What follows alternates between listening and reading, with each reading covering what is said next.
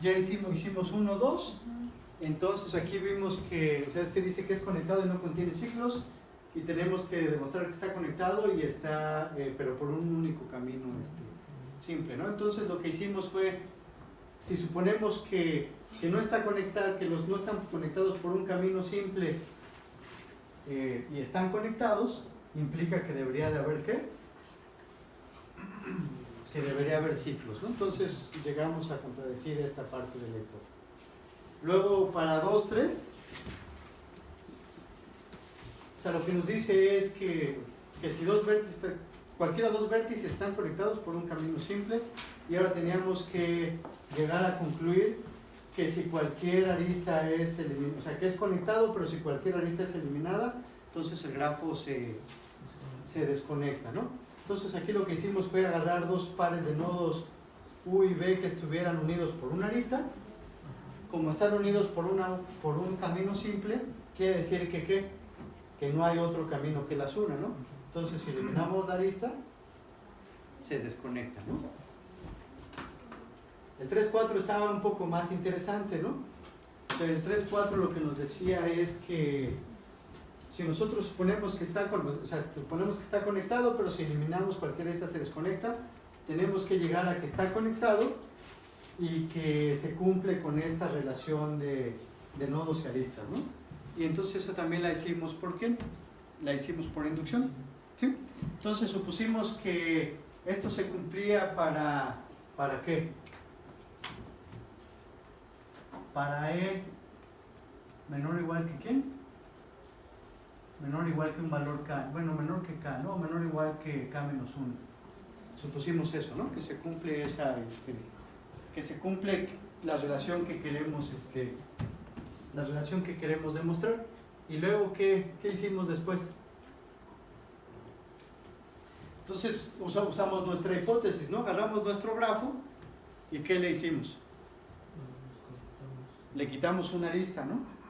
Entonces, por hipótesis, si a nuestro grafo le quitamos una arista, ¿qué? Se desconecta, ¿no?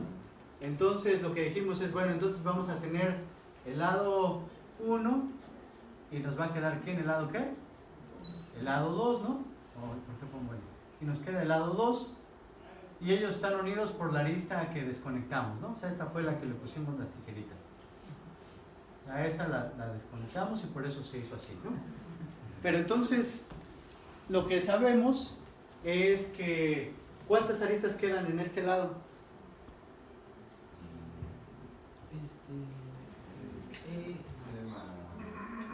Bueno, menos de estas, ¿no? ¿Sí están de acuerdo?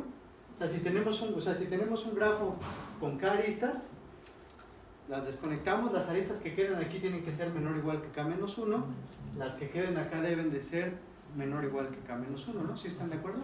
Entonces a los dos se les puede aplicar ¿qué? La hipótesis de inducción. Entonces debe ser cierto que el número de aristas que quedaron de este lado más ¿qué? Más 1 debe ser igual a ¿quién? Al número de nodos que quedaron de este lado. ¿Sí están de acuerdo? O sea, se cumple nuestra hipótesis de inducción porque son menos o igual de K menos 1 arista. ¿Sí están de acuerdo? O sea, porque en el todo había K aristas. Si le quito una, de este lado a fuerzas debe haber a lo más K menos 1, ¿no? Entonces aquí adentro también se debe de cumplir que el número de aristas que quedaron de este lado es igual a ¿quién? Más 1 es igual a ¿quién?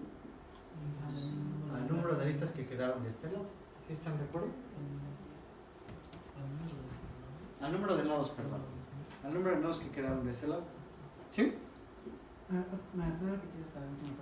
Sí, o sea, lo que hicimos es, o sea, ¿qué tenemos, no? O sea, teníamos de este lado todo completo y lo que nosotros sabemos es que tenemos, aquí lo que tenemos son B nodos y tenemos E aristas.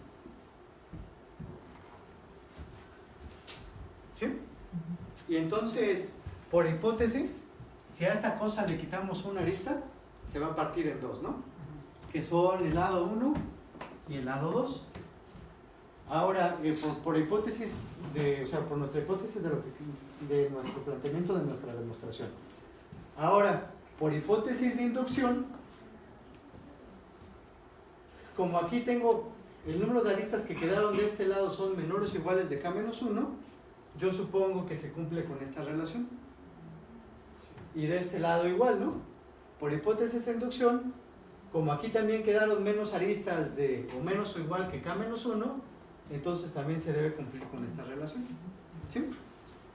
Bueno, entonces ya después lo que hicimos fue decir, bueno, pero de hecho yo sé que los nodos originales se obtienen como sumando a los que quedaron en el lado 1 más que a los que están en el lado 2, ¿no? ¿Sí? ¿Sí están de acuerdo? Porque a los nodos no les hice nada, ¿no? Nada más unos quedan de un lado y otros del otro, ¿no? O sea, el número de nodos totales son los que hayan quedado de este lado a los que quedaron de este otro, ¿sí? Bueno, pero entonces ya nada más lo que hicimos después fue sustituir, ¿no? Entonces esto es igual a E1 más ¿quién? E1 más 1 más ¿qué? E2 más 1, ¿no? ¿Sí están de acuerdo? Y luego ya nada más después lo otro que hicimos fue organizarlo. Entonces decir que esto lo puedo escribir como E1 más ¿quién? Más E2 más ¿quién? Más 1 más 1. Pero esto ¿qué es igual? Al número de aristas originales, ¿no? O sea, son las aristas que quedaron del lado 1, las aristas que quedaron del lado 2 y la que ¿qué? Y la que corté, ¿no? Entonces esto es igual al número de aristas originales más ¿quién? Más 1 y ya. Pues otra vez funcionó la inducción, ¿no? O sea, porque es lo que, si llegamos que B es igual a E más 1, ¿no? Que era lo que queríamos, demostrar. ¿Sí? Bueno, entonces ya eso fue lo que hicimos la última vez. Entonces vamos a hacer los restantes.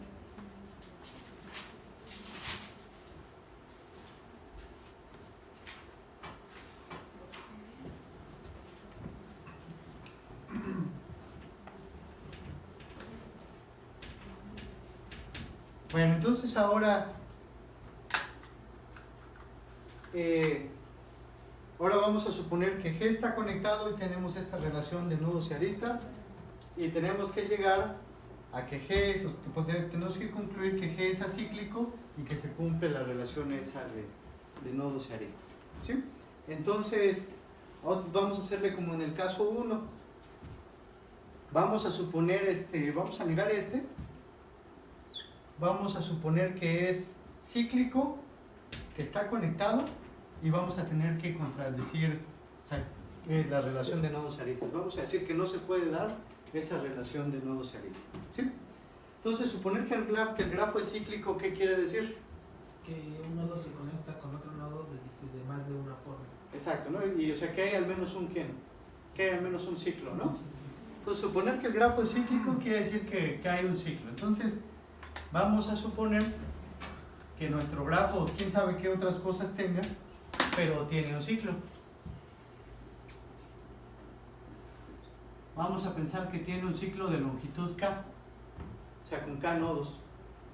En ese ciclo de longitud K, tiene K nodos y ¿cuántas aristas?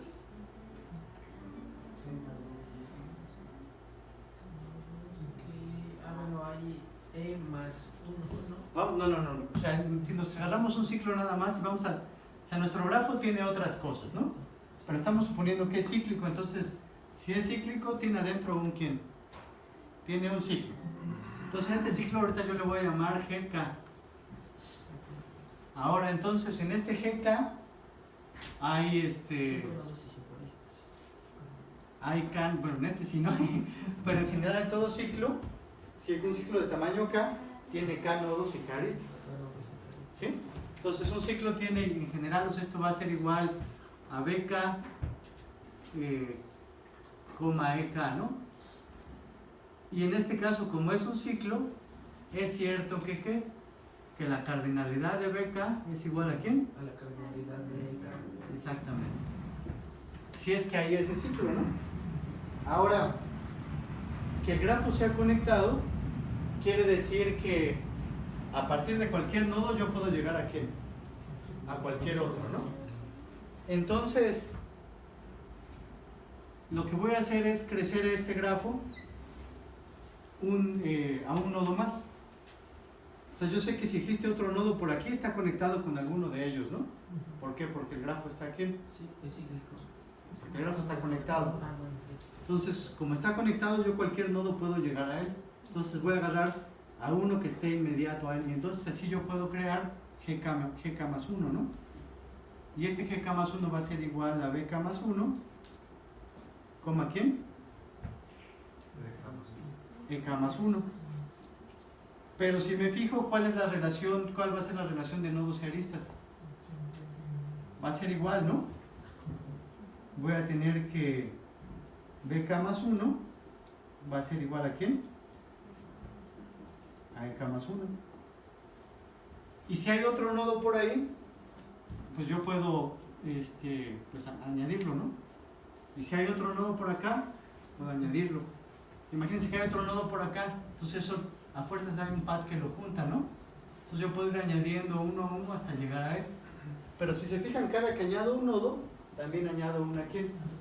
Añado una arista. Entonces yo puedo seguir haciendo esto hasta que ¿quién? O sea, puedo hacer esto hasta que BK más N es igual a ¿quién? Al B original, ¿no? Pero entonces, ¿qué estaría concluyendo? Entonces estaría concluyendo que el número de nodos es igual a ¿quién? Al número de aristas, contradiciendo la hipótesis.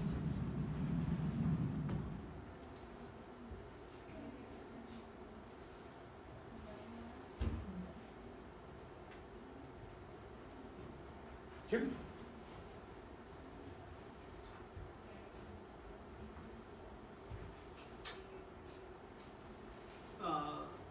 ¿Cuál es la definición de ciclo, perdón? Ciclo es que tú tienes una secuencia de nodos y puedes regresar al mismo lugar.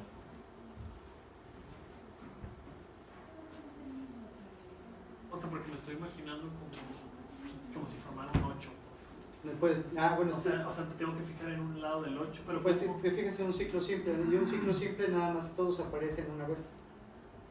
Bueno, y tú lo puedes recorrer muchas veces, pero, o sea, en un 8 tú tienes dos ciclos simples, este y este. O en otro más marañas tú también tienes ciclos simples. Porque no, eso no estaría cíclico, ¿no? ¿Mande? Eso no sería un ciclo, porque el que inicia no... Ajá, pero eso es lo que estamos suponiendo, o sea, nuestra forma de demostrar es, estamos negando este, o sea, lo que estamos haciendo es negar este, y tenemos que concluir que ¿quién? Que no este. Por eso comenzamos siendo, supongamos que hay un ciclo, y entonces llegamos a que entonces no era posible que se cumpliera con la relación de nodos y aristas. Y la clave es que en un ciclo el número de nodos es igual al número de ¿quién? Al número de aristas. Ahora la otra es que como el grafo está conectado, yo puedo recuperar todo el grafo añadiendo de nodo en nodo, ¿no? Puedo añadiendo nodo, pero cada que añado un nodo, siempre añado una ¿quién? Una arista. Una arista.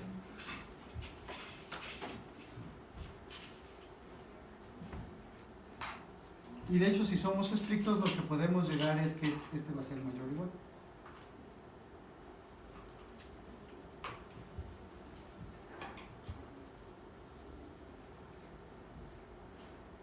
¿Sí más o menos les hace sentido? Bueno, lo último mayor igual ahí ya me destanté un poquito. O sea, porque nosotros vamos poniendo un nodo y una arista, ¿no? O sea, la cosa es que siempre para poner un nodo tenemos que poner una arista. Ajá. Pero después, al final que acabamos eso, nos pudieron haber quedado, ¿qué? Así está. Aristas sobrando, ¿no? Nada más se las pongo. De todas maneras sigue siendo fuera. ¿Aristas sobrando o no? Sí, aristas. O sea, al construir aquí, yo voy visitando todos, o sea, nuevos nodos, y lo que sí sabemos es que para añadir un nuevo nodo le pongo una arista. Pero eso no me quita que hubiera otras formas de añadir este nodo. Entonces puede haber otras aristas más. Entonces en general llegamos a esto. Pero de todas maneras es lo mismo. Así llegamos a la contradicción. De hecho, el árbol lo que limita es el número de ¿quién? De aristas.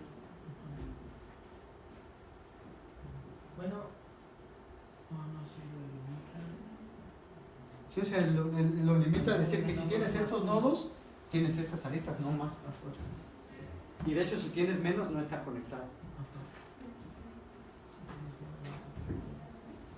Pero si lo dejas como igual podría darse el caso de que... Ah, no, sí.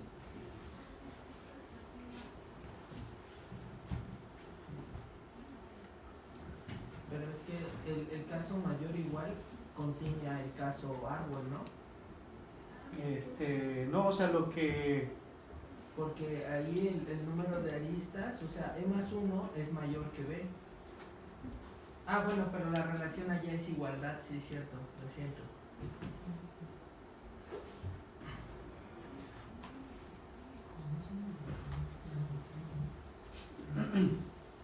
Bueno, entonces ahora vamos a hacer 5, 6. ¿Cómo se imagina que hagamos 5, 6?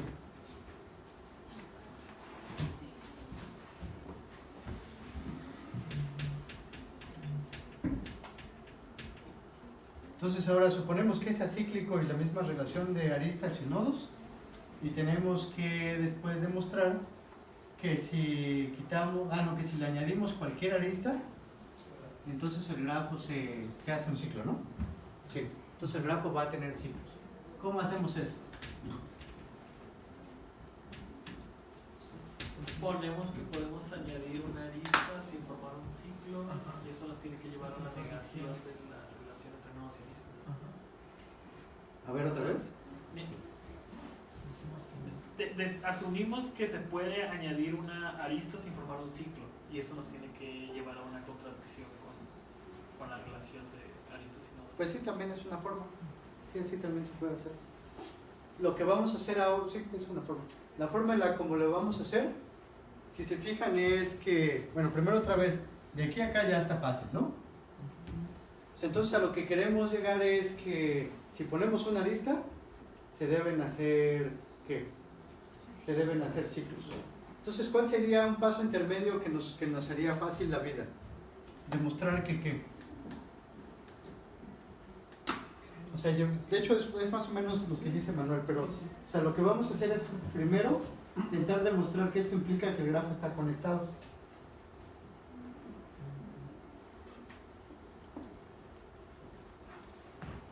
Si el grafo está conectado y le ponemos una arista, ¿qué va a pasar? Se tiene que hacer un ciclo a fuerza, ¿no? ¿Sí están de acuerdo?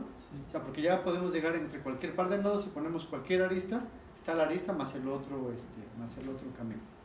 ¿Sí? Entonces vamos a demostrar que está conectado.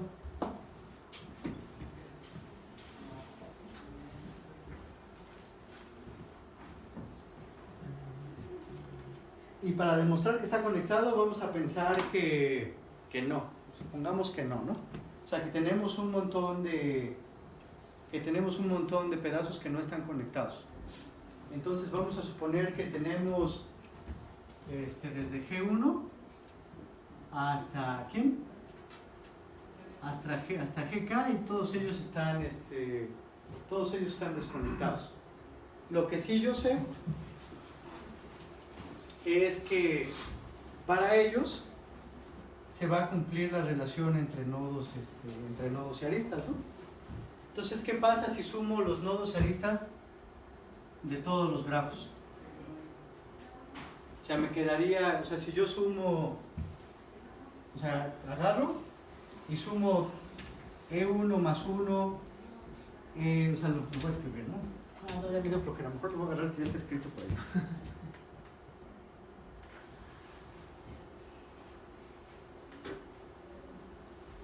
Ahí ni está escrito, pero bueno.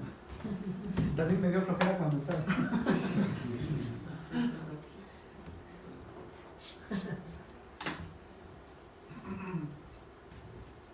Dicen que los buenos programadores son muy flojos. Pues sí, vamos a caer en ese terreno de los memes, ¿no? Que los que llegan tarde son los más listos. Y ahora resulta que todos los vicios de flojera y esos son los que te hacen el mejor de todo. La justificación, ¿no? De 3 pesos. Sí, pues sí. Igual en algún momento sí. Bueno, entonces, ¿los quizzes qué son los mejores programadores?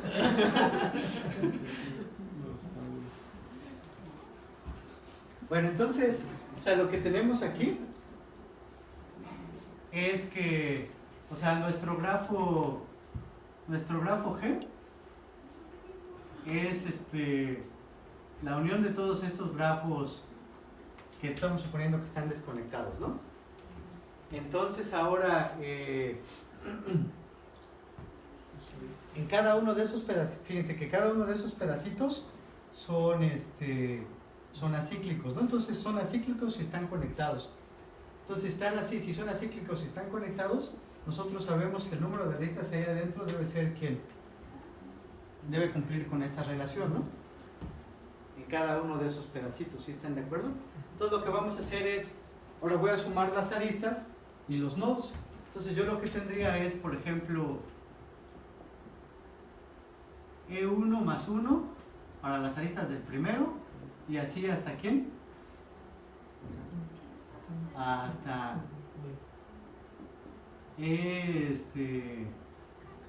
EK más 1, ¿no? Y esto sería igual a quién, desde B1 hasta BK, ¿no? ¿Sí están de acuerdo todos?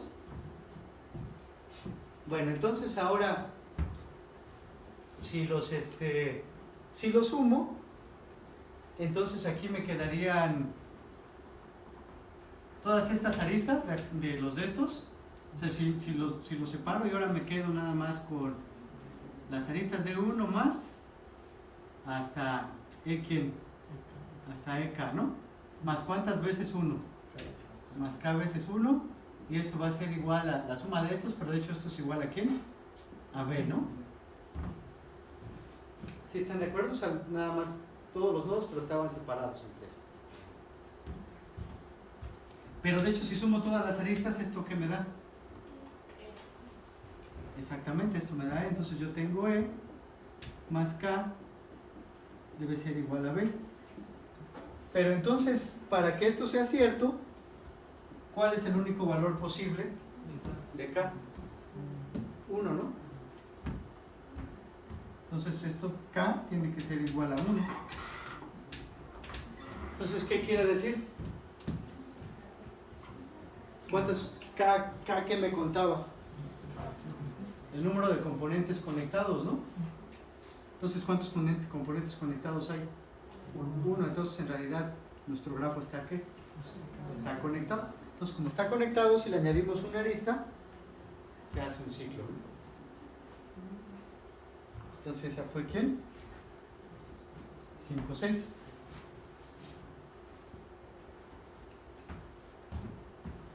¿Dudas?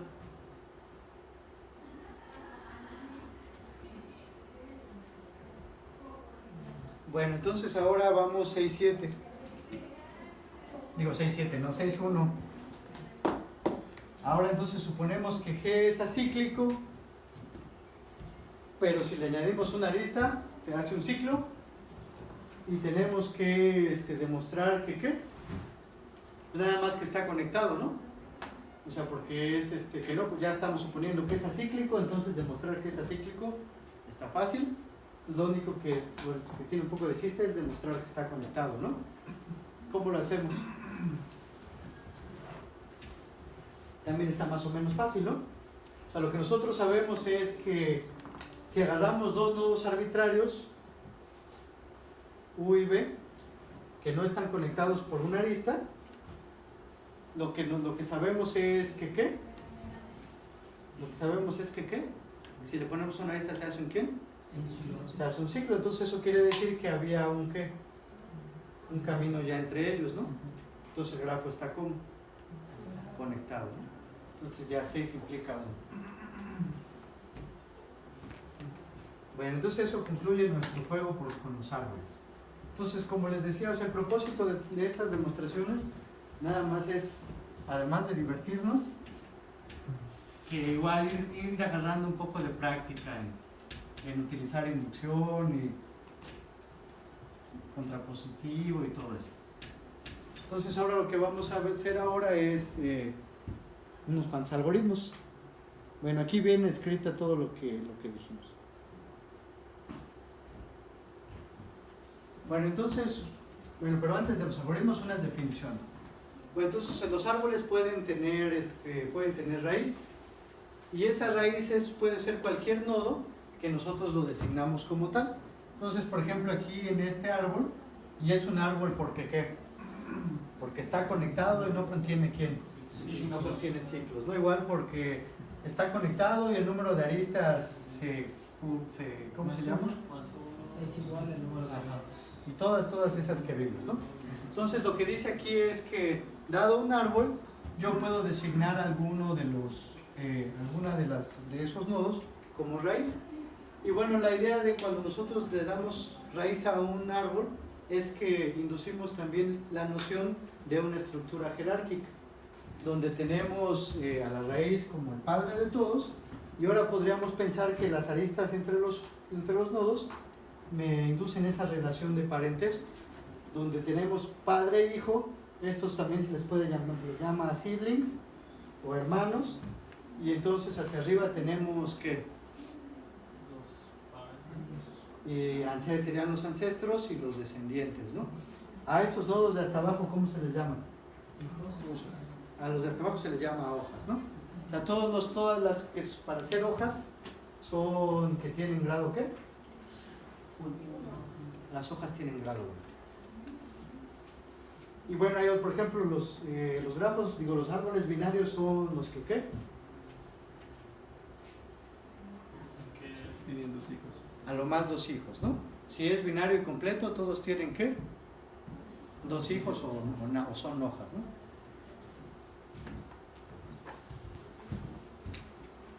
Bueno, entonces, como les decía, con los árboles podemos modelar cosas como jerarquías. Entonces, por ejemplo, aquí tenemos una interfaz gráfica que podemos modelar con este árbol, y las aristas ¿cuál es la semántica de las aristas en ese modelo? Sería contiene, ¿no? Por ejemplo. Entonces aquí el que los contiene a todos, esto ya debe ser muy viejo, ¿no? Ese es un J-frame, y un J-frame tiene un J-panel, y luego los J-panels tienen otras cosas, y luego un text field, y así, ¿no?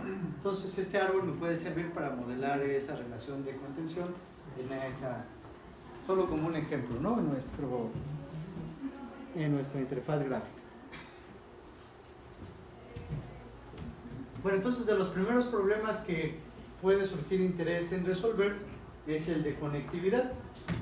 Y el primer problema se llama conectividad ST, y es dados un par de nodos S y T, nosotros queremos, si me dan un grafo, por ejemplo en una matriz de adyacencia o en una lista de adyacencia, y me dan 2 nodos, una pregunta que me pueden hacer es si esos 2 nodos están conectados, ¿no? Entonces mi algoritmo me tendría que devolver un 1 si es que hay un camino que los une, y un 0 si no, ¿no? Si 1. Otro problema relacionado es el problema del camino más corto, que es otra vez dado un par de nodos.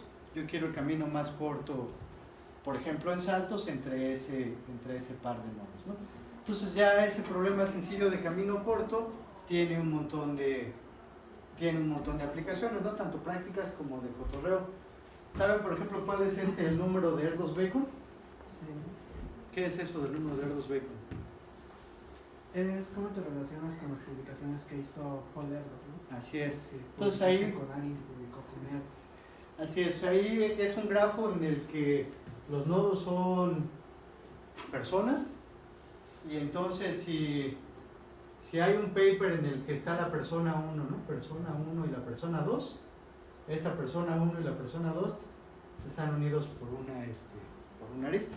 Entonces así ya puede haber un grafo, ¿no? O sea, con todos tus coautores. Pero ahora entonces ese grafo tiene tiene un nodo significativo del cual los demás nos calculamos nuestra distancia, que es Paul Erdos.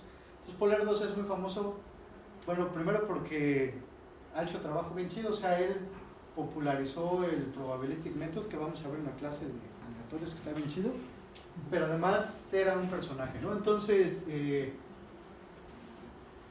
digamos, se generó ese número de Erdos Bacon, entonces, como decía, la distancia a Paul Erdos de él mismo es ¿quién? Cero, ¿no? O sea, alguien que publicó con Paul Erdos tiene distancia 1. Si has publicado con alguien que publicó con Paul Erdos, tienes distancia 2, ¿no? Y así te la vas llevando. Entonces cada quien tiene su distancia. A ver, bueno, la mía es 3. Y bueno, ya entonces uno podría querer calcular su distancia de Paul Erdos. Y esto no es raro, a los matemáticos les gusta un chorro sus genealogías y decir, yo provengo de... Hijo de tal. Ajá. O sea que si publicamos con usted vamos a hacer 4. Serían 4, sí.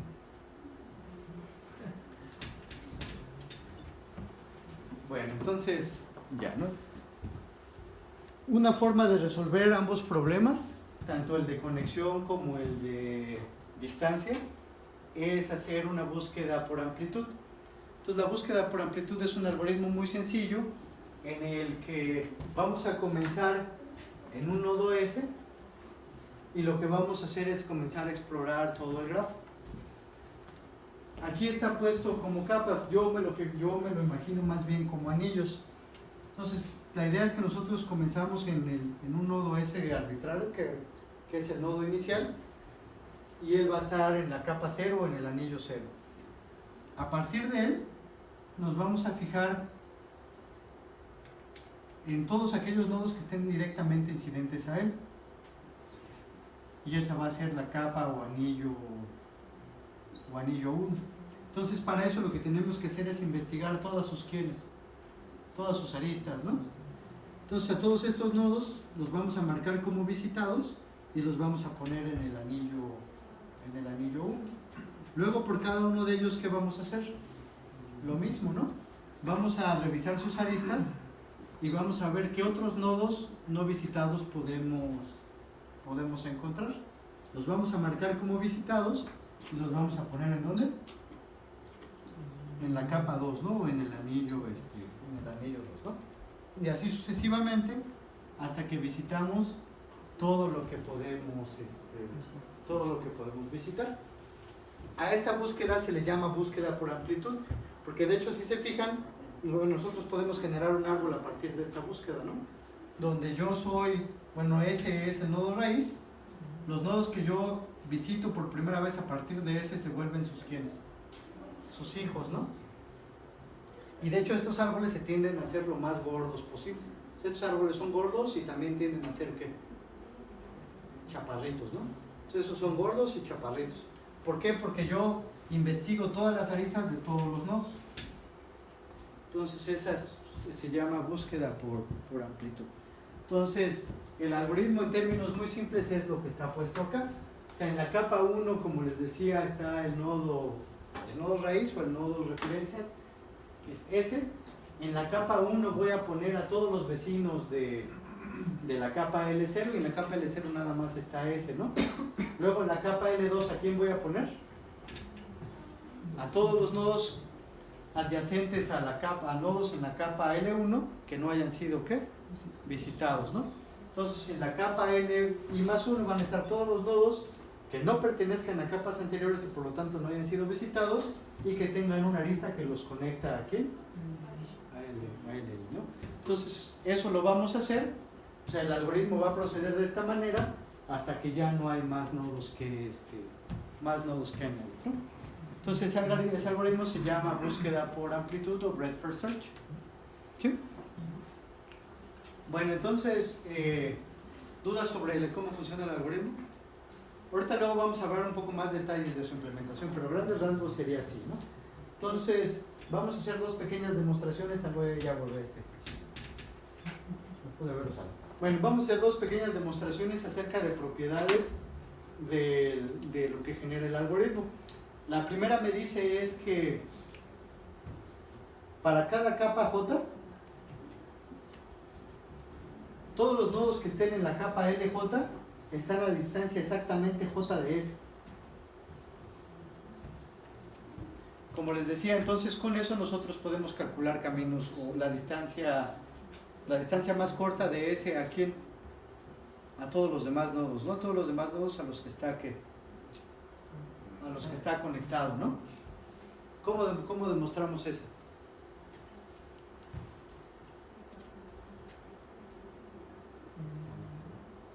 Puede ser que no, también se puede hacer por inducción, Por ¿no? inducción, sí. Suponemos que hay otra capa, ¿no? Y le aumentamos J, otro nivel, y ya nos va a salir también que sí está conectado, ¿no? Y que el número de capas corresponde a... Ajá, o sea, suponemos que a la késima capa, y le voy a hacer capa, ¿no? Que en la késima capa todos los nodos están a distancia, ¿quién? Todos los nodos están a distancia acá. Entonces todos los nodos que están aquí están a distancia, K de este. Entonces ahora tenemos que demostrar que los nodos que están a distancia K más 1, que están en la capa K más 1, están a distancia ¿qué? Exactamente K más 1, ¿no?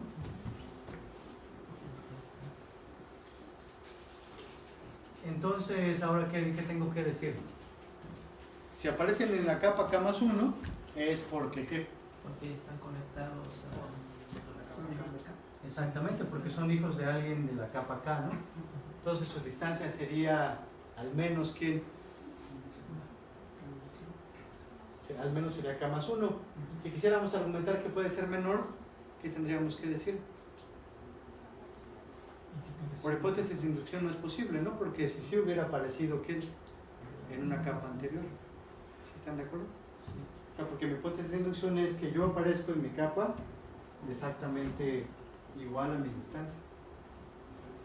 ¿Sí? Y bueno, de hecho ahí está es también como que la contradicción de la que hablaba Jorge. Bueno, entonces ahora el otro teorema que también está más o menos sencillo, que dice que si hay un camino de S a T, sí, solo si T aparece en alguna capa. Entonces recuerden, siempre que hay un sí, solo sí, tenemos que demostrar dos lados de la implicación, ¿no? Entonces, ¿cuál quieren hacer primero? Pues para este lado, ¿no? Entonces, vamos a, si hay un camino de S a T, voy a reutilizar este dibujo.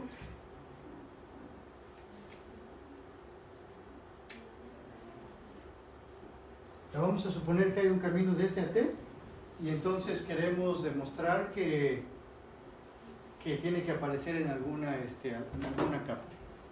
¿Cómo lo demostramos?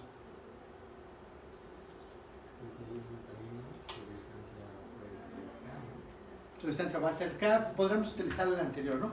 Pero vamos a también ver otro camino para el camino para demostrarlo. Recuerden aquí, lo que va saliendo en las capas, ¿de qué depende? Del algoritmo, ¿no? Entonces podemos utilizar el algoritmo para nuestra demostración. Entonces vamos a suponer que si hay un camino y no aparece en una capa, tendríamos que llegar a una ¿quién?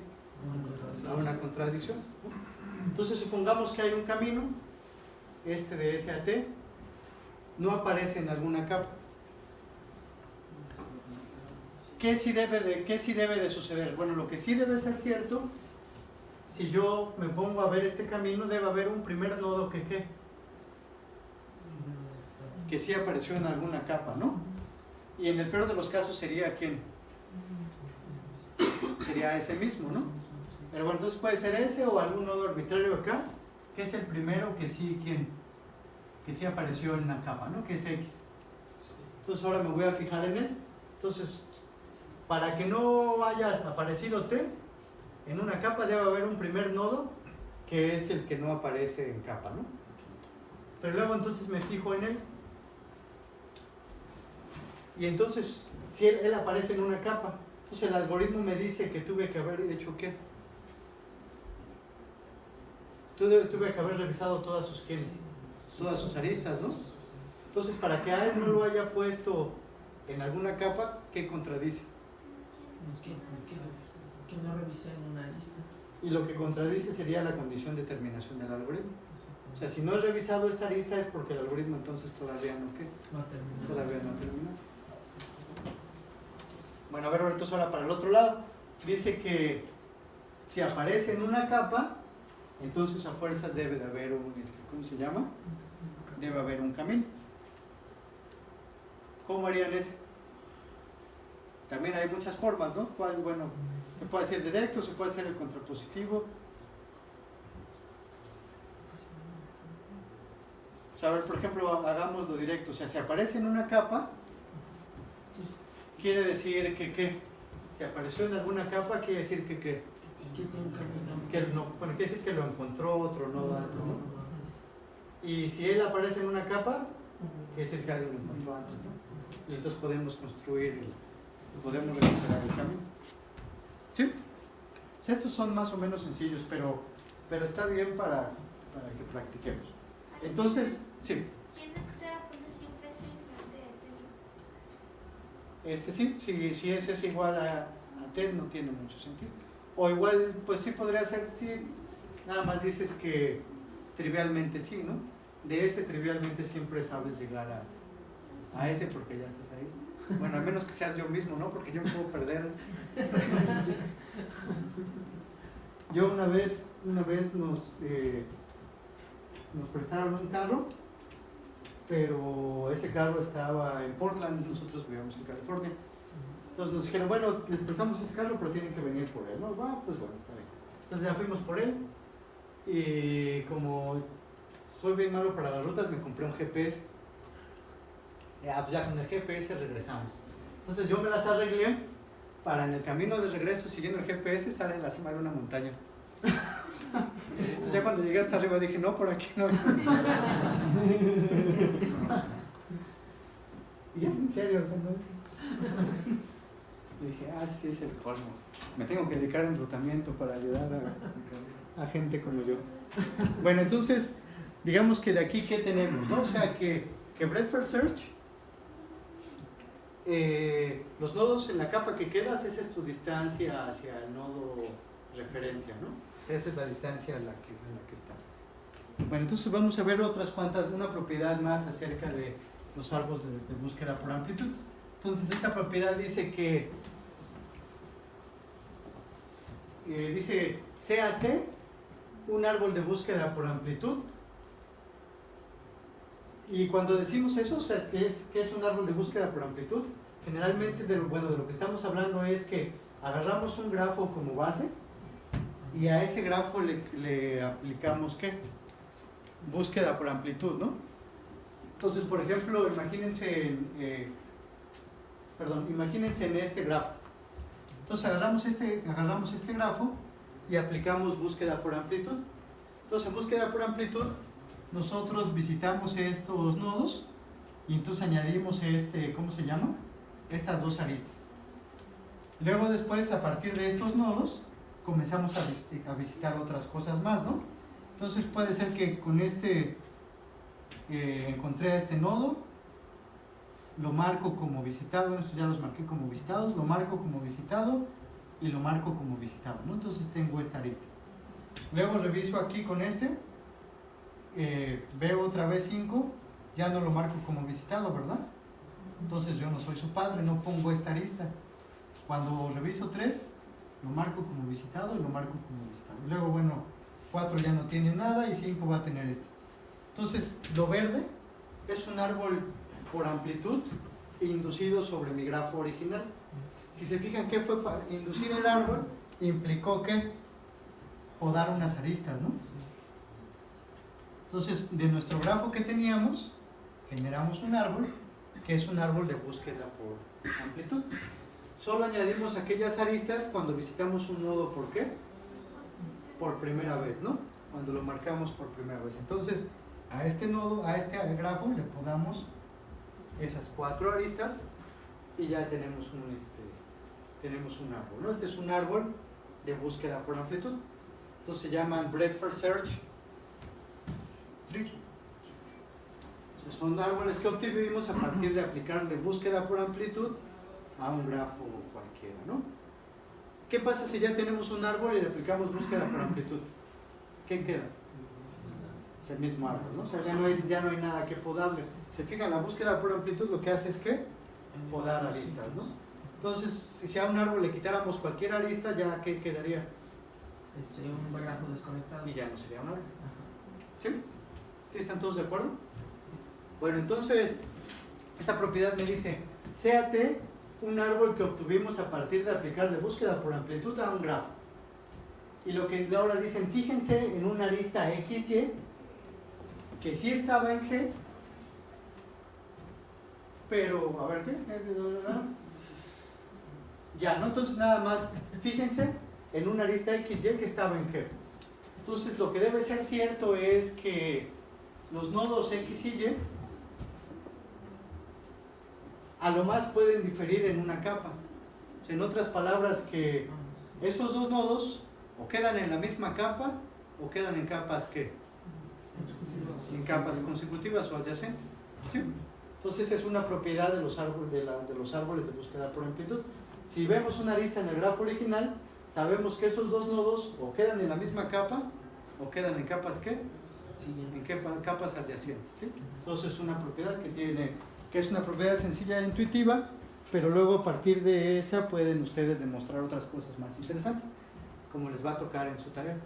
¿Sería válido decir que por cada nodo que tenga el grafo hay un árbol de búsqueda con amplitud diferente? Podrían ser diferentes y podrían no. Por ejemplo, el caso del árbol. No importa dónde empieces, si ya es un árbol, siempre que genera un mismo árbol de búsqueda por amplitud. Y por ejemplo, en el caso anterior, si hubiéramos empezado en lugar de nodo 1, Pudo haber generado otro árbol. O sea, sí es posible que un grafo tenga muchos árboles de búsqueda por amplitud. Dependiendo de qué nodo consideremos la raíz, ¿no? Dependiendo de qué nodo consideremos la raíz. Pero de hecho de otras cosas, porque miren, fíjense que este mismo, digamos que 1 siempre va a, o sea, 2 y 3 siempre tienen que estar. Pero yo pude haber generado otro árbol aquí. Si en vez de revisar primero los de 2, hubiera revisado primero los de 3, hubiera puesto esta arista y entonces esta ya no. Ok, entonces un nodo ya visitado ya no le sacamos, No. ya no lo continuamos. ¿Y eso y por qué? ¿Qué significaría? Pero, y de hecho, ¿qué generaríamos? Ciclo. Un ciclo, ¿no? O sea, si ya está visitado y lo visitamos por otro lado, generamos un ciclo. Y como queremos que nos quede un árbol, entonces ya no ponemos esa lista. Vamos a ver después por qué luego queremos generar o inducir árboles sobre los grafos. Vamos a ver que todos los problemas se hacen fáciles en los árboles. Y vamos a intentar entender por qué. Pero bueno, si es claro. Ahora también la otra, no necesariamente si agarramos otro nodo sale un árbol distinto, pero sí es posible. Y digamos que el caso extremo es que si ya era un árbol, no importa dónde empieces, te va a quedar el mismo árbol, porque no quitas aristas. ¿Sí? Okay. Lo que sí es cierto es que si ellos dos estaban unidos por una arista, o quedan en la misma capa o quedan en capas que adyacentes, ¿no? Eso sí tiene que ser cierto y va a ser la... Oiga, Sí. y hablando de eso, ¿se podría dar un caso en el que el conteo de la capa o lo que habíamos visto, la distancia que existe entre nodo y nodo va a variar dependiendo de qué nodo consideremos la raíz? ¿Sí, no? ¿Sí, bueno? Claro, sí, porque recuerda que eso, o sea, las distancias son las distancias a la raíz. Bueno, entonces vamos a hacer esta demostración, ¿no? O sea, que si hay una arista, tienen que quedar en capas adyacentes o en la misma capa. Entonces, si I y J son los índices de las capas en las que quedaron los nodos X y Y, que son los, o sea, recuerden, estamos suponiendo que hay una arista XY en nuestro grafo original, ¿no? Y entonces vamos a suponer que los índices, lo que estamos suponiendo es que él quedó en una capa, I, y luego él quedó en una capa J, pero que J es mayor que, J-1 es mayor que I, ¿no? O sea que están separados por al menos una capa intermedia. Entonces vamos a suponer, vamos a demostrar que eso no es posible, ¿no? Entonces vamos a considerar el punto en el que nuestro algoritmo encuentra el primero de los dos. O sea, el primero de los dos es visitable. Ahorita, sin pérdida de generalidad, vamos a decir que es X. Entonces lo encuentra y lo pone en la capa I. Ahora entonces tenemos dos casos, ¿no? Cuando revisemos las aristas de X, puede ser que Y ya esté ¿quién?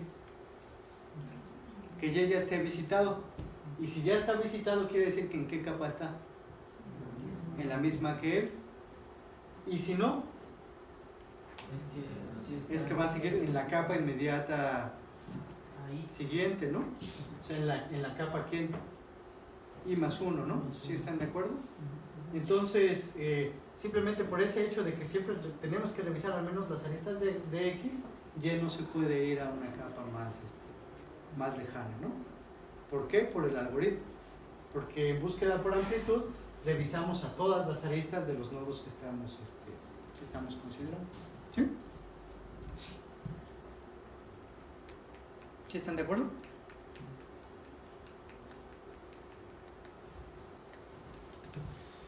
Bueno, entonces ahora aquí más detalles de cómo sería una implementación de búsqueda por amplitud.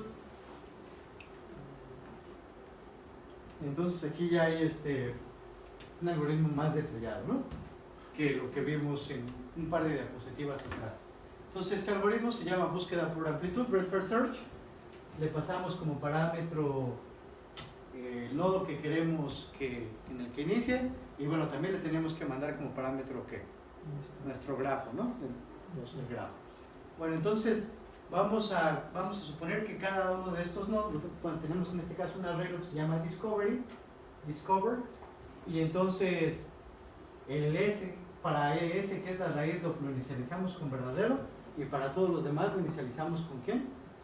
Con falso, ¿no? Luego vamos a también tener un arreglo de capas, y en la capa que vamos a denotar por L, y en la capa L0 vamos a poner ¿a quién? A S, ¿no? Entonces y va a ser nuestro contador de capas. Nuestro árbol lo vamos a inicializar ¿con qué? Con el conjunto vacío. O sea, al principio no hay nada, ¿no? Y vamos a empezar a jugar.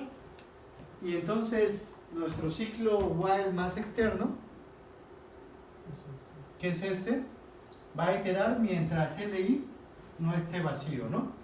Entonces, ¿para L0 está vacío? No, porque está aquí, porque está S, ¿no? Entonces empezamos bien, empezamos con eso. Lo primero que hacemos es inicializar la capa siguiente como vacía, la capa I más 1, ¿no? Que en este caso, ¿qué capa sería? La 1, ¿no? Y luego lo que hacemos es for, que dice que por cada uno de los nodos que estén en esta capa, lo que vamos a revisar es que todas sus aristas. Ahora, para todas sus aristas, o sea, recuerden, revisando el nodo U, estamos revisando todas sus aristas, entonces nos vamos a fijar en sus nodos incidentes, ¿quién? En el nodo incidente B. Entonces ahora, si ese nodo incidente no había sido ¿qué?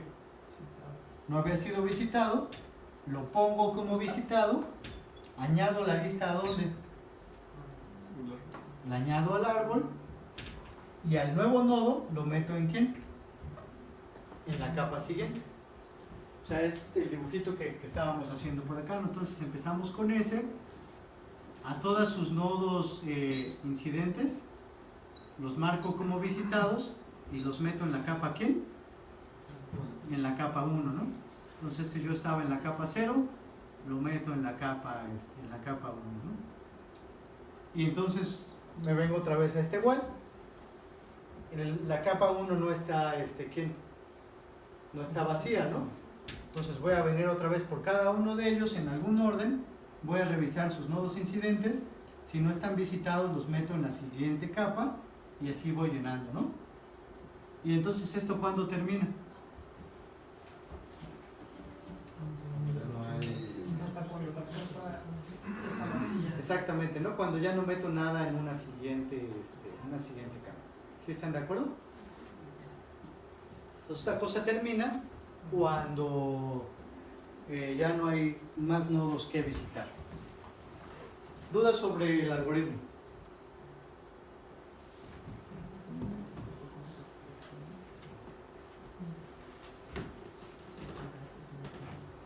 A ver, vamos a calcularle su complejidad. Primero tenemos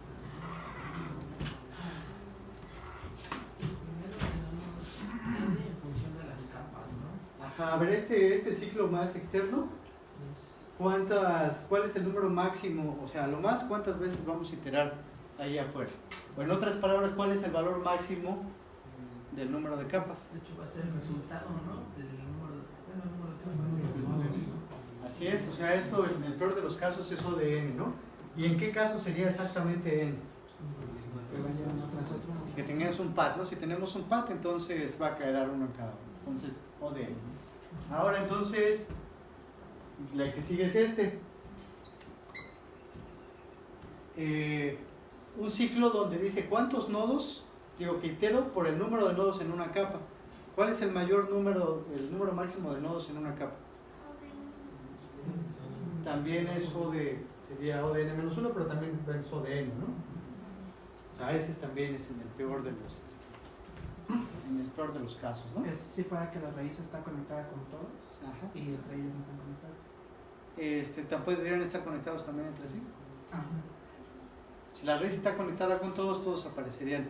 Pero también puede ser, recuerden que no necesitan ser exactamente n, ¿no? Si son un medio de n, un cuarto de n, un octavo de n, ya es O de n, ¿no?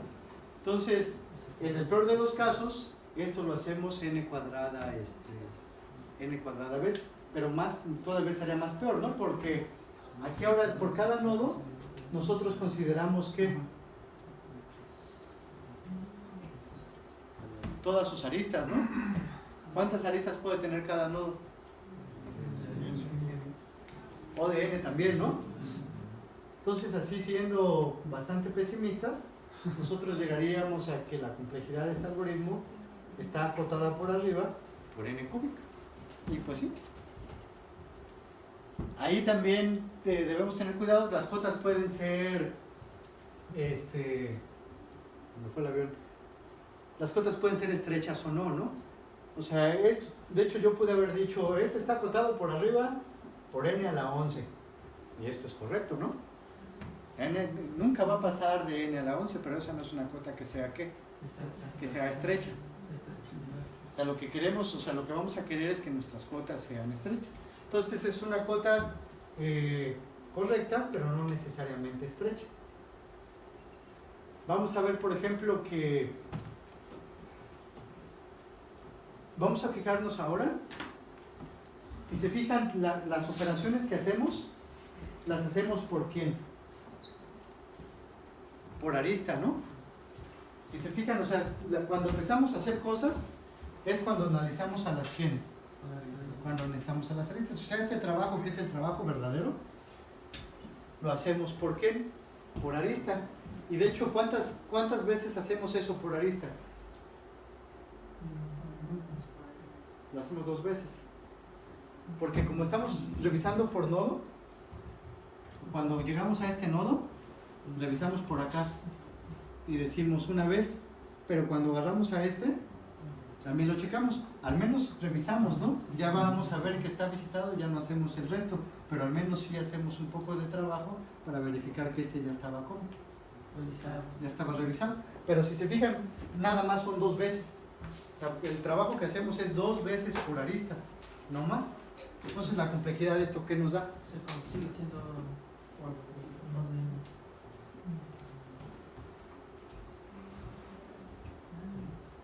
O de m.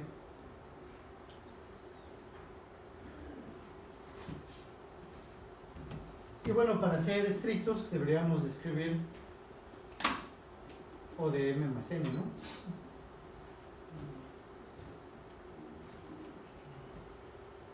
¿Es m porque ahora son aristas? En lugar de ¿Qué? nodos? ¿Consideramos m porque ahora son aristas en lugar de nodos? Sí, no, o sea, lo que hicimos fue, o sea, cuando le puse así, es decir, bueno, a ver, vamos a intentar hacer un análisis menos fuerza bruta de mi algoritmo e intentar fijarme cuál es el trabajo que en realidad está haciendo. Entonces, el trabajo que hacemos, si se fijan, es lo que marqué en este cuadradito de acá. Y ese cuadrado lo hacemos ¿por qué? Por arista.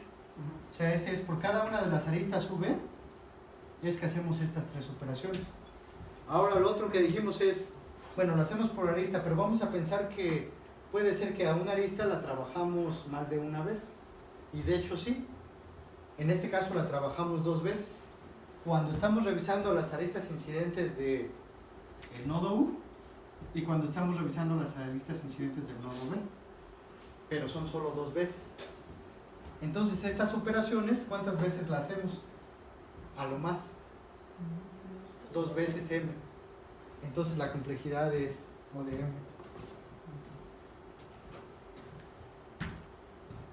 No es n cúbica. Lo que sí, o sea, de hecho también podríamos analizar y haber llegado a que es O de n cuadrada. Y eso sí tiene sentido, ¿no? Porque, nada más un segundo, o sea, nosotros sabemos que cuántas, o sea, que m, ¿en dónde está? ¿Cuánto es el número máximo de aristas que puede tener un nodo? N cuadrada, ¿no? O sea, esto, m está en O de n cuadrada. Porque el número máximo de aristas, m max, es igual a n en 2. Como hemos estado diciendo. Sí. No, ¿qué pregunta fue? Pero todavía aparte tendremos que contemplar cómo está representado nuestro grafo, ¿no? Porque ahí está la operatividad, pero no el acceso hacia cómo lo tenemos representado. Sí, como dijimos, ya también dependiendo de las estructuras de datos que estemos utilizando, puede generar más, o sea, más que complejidad. Tendríamos un, no sé, un n... No, de hecho sí se puede implementar en ODM más n. ¿Sí?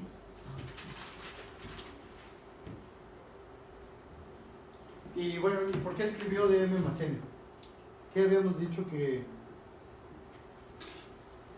Sería el trabajo del cuadro rojo más lo que tardamos en llegar a cada... No, es una u otra. O sea, en el más, en la notación asintótica es una u otra. Entonces si me dice, imagina, o sea, si tienes muy pocas aristas, pues lo que va a dominar la complejidad es el número de nodos. Si tienes muy pocos, si tienes muchas aristas, la que va a dominar es la complejidad. Las aristas, o sea, en general siempre que hablamos de m, o sea, porque recuerden que la notación asintótica, cuando tenemos suma de polinomios, siempre domina ¿quién? El que crece más rápido, ¿no? Entonces, si tienes 2 variables solitas, sumando, la que va a dominar es la más grande. Entonces vamos a dejarle por ahí.